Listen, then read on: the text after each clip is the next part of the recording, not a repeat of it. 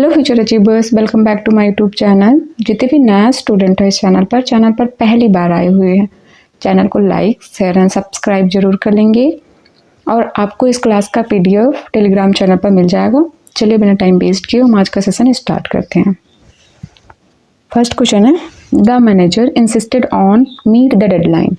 Insist on और ऐसा भी प्रीपोजिशन के बाद वर्ब मतलब ऑब्जेक्ट का यूज किया जाता है, या तो आईएनजी जब वर्ब दिया रहेगा तो आईएनजी फॉर्म में रहेगा, मतलब जीरेंडियल फॉर्म में होना, जीरेंड के फॉर्म में होना चाहिए। और इसे इंसिस्ट ऑन प्लस वर्ब में आईएनजी होता है। इंसिस्टेड के बाद ऑन आता है, इंसिस्टेड टू नहीं होता है। इंसिस्टेड टू नहीं होगा, इंसिस्टेड टू नहीं होगा, इंसिस्टेड फॉर नहीं होगा और ये नहीं होगा। Insisted on meeting the deadline, ये सही है बी वाला। इंसिस्ट ऑन और उसमें वर्ब में आईएनजी लगता है, इंसिस्ट ऑन मीटिंग। नेक्स्ट है, the librarian instructed the patrons to return. जो पैट्रॉन्स होता है इसका मीन्स होता है संरक्षक। The librarian instructed the patron to return book on time and keeping noise level down. देखो यहाँ पे पैरेलल स्ट्रक्चर का यूज होगा, क्योंकि यहाँ पे देखो लिखा हुआ टू रिटर्न बुक, इसके बाद एंड से कीप। अगर होता to return book on time and to keep noise level down तब सही होता, क्योंकि टू आगे से जैसे आगे बढ़ के यहाँ पे टू रिटर्न है और यहाँ पे जीरेंड और यहाँ पे इन्फिनिटिव, तो दोनों सेम होना, पैरेलल होने चाहिए। तो to return book on time and to keep the noise level down. To देखो यहाँ पे रिटर्निंग, क्योंकि यहाँ से स्टार्ट हो रहा है, पहले से ही हम इसको नहीं वो कर नहीं रहा है। To return books on time ये नहीं होगा, और यहाँ पे टू रिटर्न है और कीप है, टू गायब है, मतलब ये भी नहीं होगा, पैरेलल होने चाहिए। रिटर्निंग और यहाँ पे टू कीप दोनों मतलब अलग अलग है, ये सही है।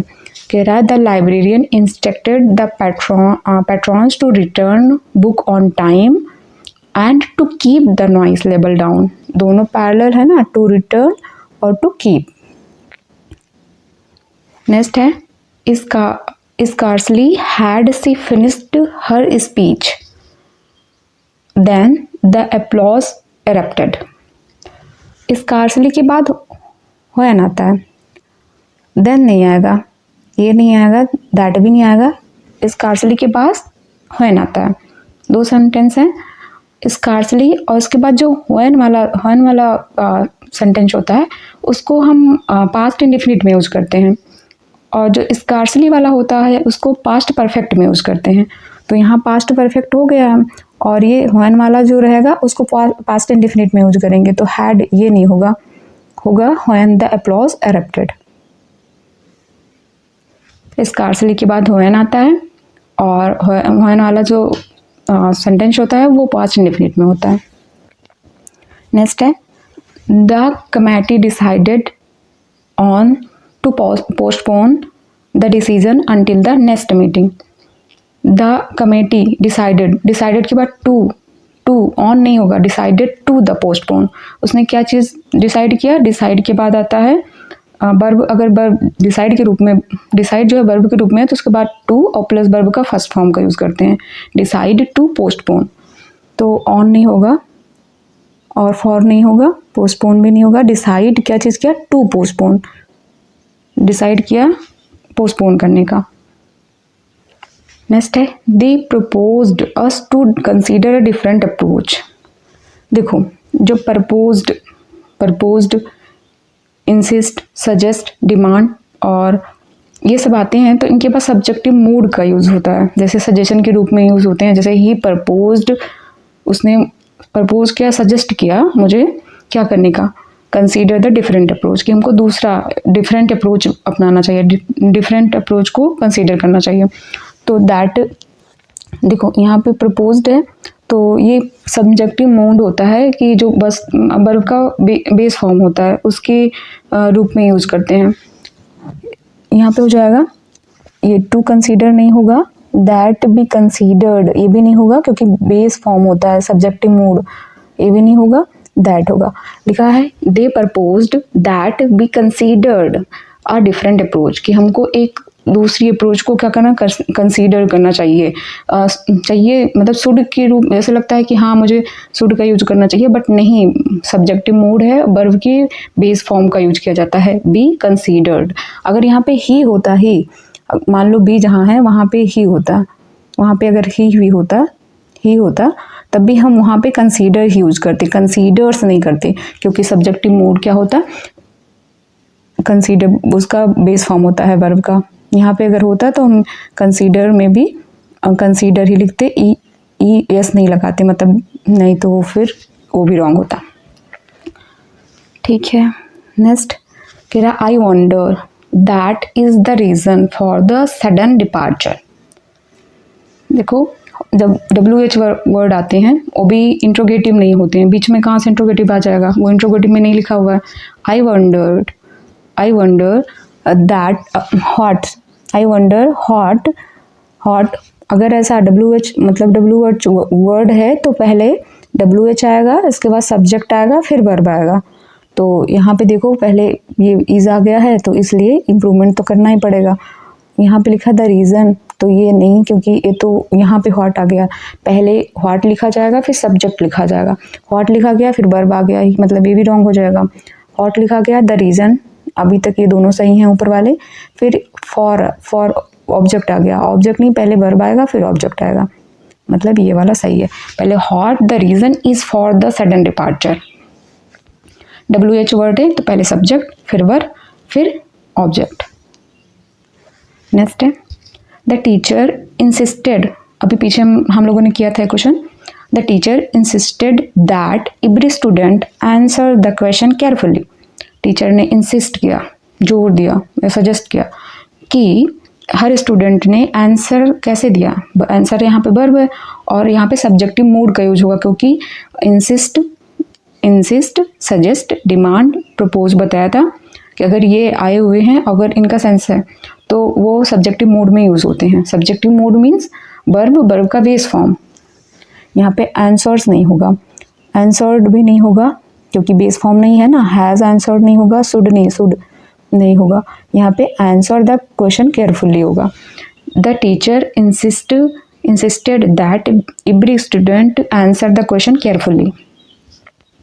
सब्जेक्टिव मूड अगर ऐसा है जैसे कि यहाँ पे समझ लो शुड होना चाहिए था, बट वो देते नहीं है, जैसे कि the teacher insisted that every student should answer the question carefully, but वहाँ पे शुड भी नहीं सही होगा क्योंकि सब्जेक्टिव मूड होना चाहिए, और सब्जेक्टिव मूड जो होता है वो वर्ब का बेस फॉर्म होता है, तो आंसर ही सही रहेगा, सिर्फ आंसर चाहिए वहाँ पे, शुड गलत है यहाँ पे, शुड आंसर, और भी शुड आंसर्स लिखा हुआ है तो बिल्कुल भी हटा सकते हैं, क्योंकि कोई भी शुड है उसके बाद वर्ब का बेस फॉर्म आता है।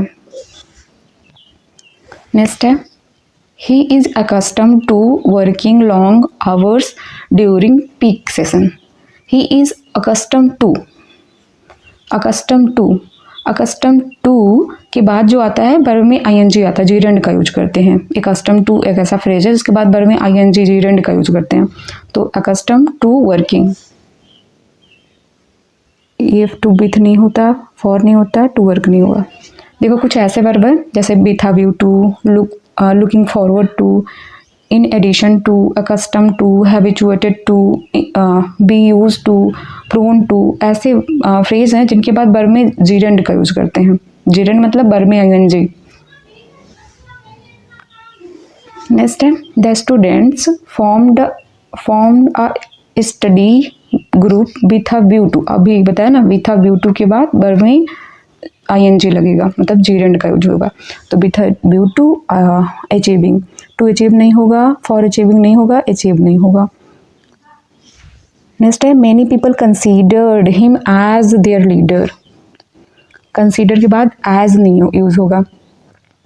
अगर सेंटेंस का मीनिंग जैसे बनाना या चूज करना या मानना हो तो एज मतलब एज नहीं लगाते हैं। किनके साथ कंसीडर हो गया, अपॉइंट हो गया, इलेक्टेड हो गया, मेड हो गया। जैसे हम कहते हैं they made him as leader, नहीं, they made him leader, they made him leader, मतलब उसके किस रूप में बनाया गया, उसको एक लीडर बनाया गया, मतलब उन लोगों ने उसको क्या बनाया, लीडर बनाया। तो यहाँ पे एज नहीं होगा, कंसीडर्ड के बाद एज नहीं आएगा, फॉर हिम सॉरी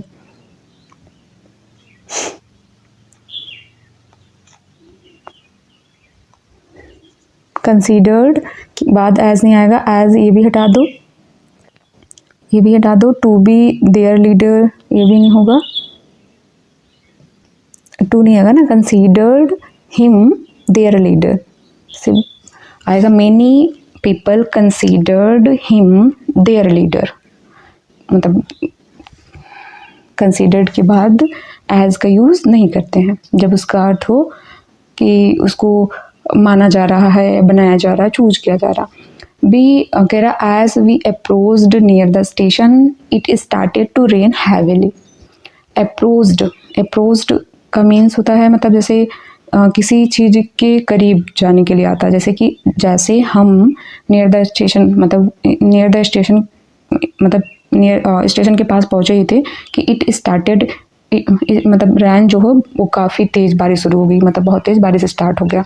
तो जब यहाँ पे किसी चीज़ के करीब पहुँचने के लिए यूज होता है अप्रोच, तो उसके बाद कोई भी प्रीपोजिशन का यूज नहीं करते हैं। तो यहाँ पे वेंट नियर बाई नहीं होगा, अप्रोच टूवर्ड नहीं होगा, ये भी नहीं होगा, अप्रोच्ड होगा। Be as approached near the station, जैसे ही हम स्टेशन के पास पहुँचे ही थे it started the rain heavily. Next है the politician was widely criticised as his controversial remarks. जो पॉलिटिशियंस थे वाज वाइडली क्रिटिसाइज, उनको चारों तरफ क्या क्रिटिसाइज किया जाता था, क्यों, किस लिए, फॉर यहाँ पे रीज़न बताना किसके लिए किया जाता था, मतलब फॉर किसके लिए, अबाउट नहीं होगा, अबाउट तो चारों तरफ, विथ नहीं, साथ, ऑन नहीं होगा, फॉर मतलब किसके लिए, रीज़न बताना है, फॉर द कंट्रोवर्शियल रिमार्क्स, किसके लिए उनको क्रिटिसाइज किया जाता था, कंट्रोवर्शियल रिमार्क की वजह से उनको क्रिटिसाइज किया जाता था। नेक्स्ट है कह रहा if she knew you were coming she would have baked a cake. अगर मुझे पता होता कि तुम आ रहे हो तो हम क्या केक आपके लिए हम केक बना चुके होते, आपके लिए केक बना लिए होते। तो यहाँ पे आपको पता नहीं था ना, मतलब वो अब आपके लिए रिग्रेट सा होगा। और ये है कि अगर इधर वुड हैव है, तो इधर पास्ट परफेक्ट का यूज होगा, मतलब हैड वर्ब का थर्ड फॉर्म यूज होगा। तो यहाँ पे हैज़ वाला तो आएगा नहीं, वाज नोइंग आता नहीं है, कंडीशनल सेंटेंस है ये नहीं आएगा, तो बचा है had known you are coming. Conditional sentence होते हैं 3 होते हैं, इफ़ और प्लस सब्जेक्ट और उसके बाद पास्ट परफेक्ट और उधर आगे वाला जो सेंटेंस बनेगा उसके साथ वुड हैव लगेगा। दूसरा जो इफ़ आएगा, दूसरा पास्ट प्रेजेंट इंडेफिनिट में होगा तो उधर दूसरे वाले सेंटेंस में सिर्फ बिल लगेगा। तीसरा है अगर इफ़ है और पास्ट इंडेफिनिट है, पास्ट इंडेफिनिट मतलब वर्ब का सेकंड फॉर्म, तो उधर सिर्फ वुड लगेगा, उसके साथ हैव नहीं लगेगा, सिर्फ वुड लगेगा। अगर इधर पास्ट इंडेफिनिट है तो उधर सिर्फ वुड लगेगा। नेक्स्ट है it is time, it is high time, it is time, it is about time, it is opportune time. और इनके पास सब्जेक्ट दिया रहेगा तो उसके बाद वर्ब का सेकंड फॉर्म यूज़ करते हैं। इट इज़ टाइम है और सब्जेक्ट है तो उसके बाद वर्ब का क्या यूज़ करेंगे, सेकंड फॉर्म यूज़ करेंगे। तो विल स्टार्ट नहीं होगा, स्टार्टेड टू नहीं होगा, शुड नहीं होगा, स्टार्टेड हो जाएगा, started preparing for the exam. It is time, कुछ ऐसे वर्ड हैं जिनके बाद इट इज़ टाइम मतलब कि इसका मतलब होता है आ लिटिल लेट, मतलब थोड़ा सा लेट हो गया है, इट इज़ टाइम यही समय है। They started preparing for the exam मतलब यही टाइम है कि आपको एग्ज़ाम के मतलब थोड़ा लेट हो गया है और आपको अब एग्ज़ाम की तैयारी शुरू कर देना चाहिए का सेंस आएगा बट छूट नहीं लगेगा, इसमें वर्ब का सेकंड फॉर्म आएगा। नेक्स्ट है the committee discussed about implementing new safety protocols during the meeting. जो द कमेटी डिस्कस अबाउट नहीं, डिस्कस के साथ डायरेक्ट ऑब्जेक्ट आएगा, तो डिस्कस के साथ अबाउट जहाँ पे हटा दो, ये भी हटा दो, ये भी हटा दो, डिस्कस के साथ अबाउट नहीं आएगा। और उसके बाद कमेटी हैड बीन डिस्कस्ड, नहीं, उसने आपको पैसिव नहीं बनाना है इसको। कमेटी ने डिस्कस किया implementing new safety protocol during the meeting. मतलब मीटिंग के दौरान कमेटी ने इसको डिस्कस किया है, उसको किया नहीं गया है। मतलब the committee discussed implementing new safety protocol during the meeting. Next है strict regulation were enacted to prevent industries to discharge untreated waste into the river। तो जो प्रिवेंट होता है उसके साथ फ्रॉम आता है, प्रिवेंट के साथ फ्रॉम, तो टू वाला हट जाएगा, टू नहीं होगा। प्रिवेंट के बाद फ्रॉम और फ्रॉम जैसे कोई भी प्रीपोजिशन है उसके बाद जो ऑब्जेक्ट आएगा वो वर्ब आईएनजी फॉर्म होगा, जीरेंड के फॉर्म में होगा।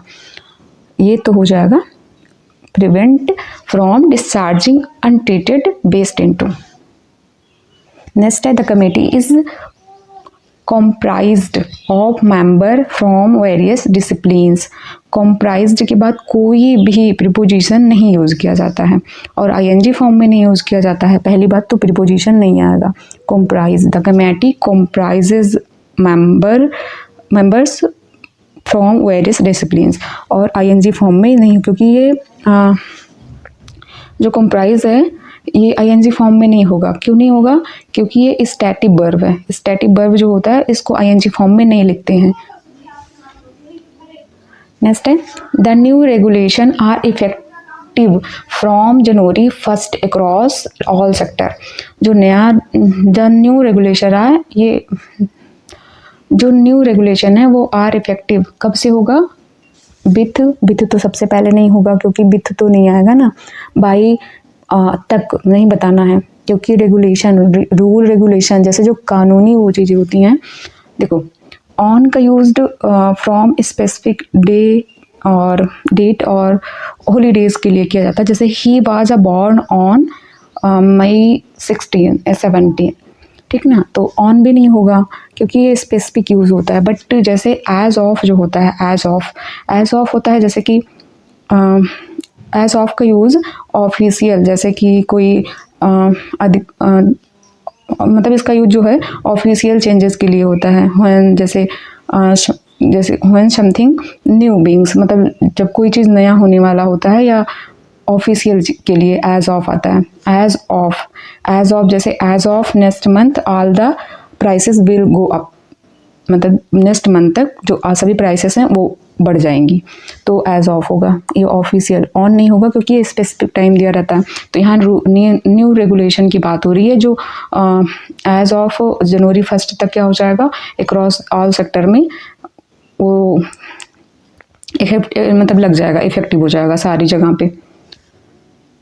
नेक्स्ट है जूनियर सीनियर, ये सब के बाद तो टू आता है बहुत सी चीज़ें, तो फिर एंगर टू नहीं होगा ये सब। और इसके बाद इसके पहले कंपेयर करके नहीं लगाते क्योंकि ये खुद ही इज़ जूनियर, मतलब वो मेरे से, मतलब हम कंपेयर ही कर रहे हैं ना, ही इज़ जूनियर मतलब वो मेरे से क्या है, जूनियर है सीनियर है, तो कंपेयर ही करके तो बता रहे हैं दो लोग होंगे, तो इसके लिए कंपैरेटिव डिग्री का यूज़ नहीं करते हैं।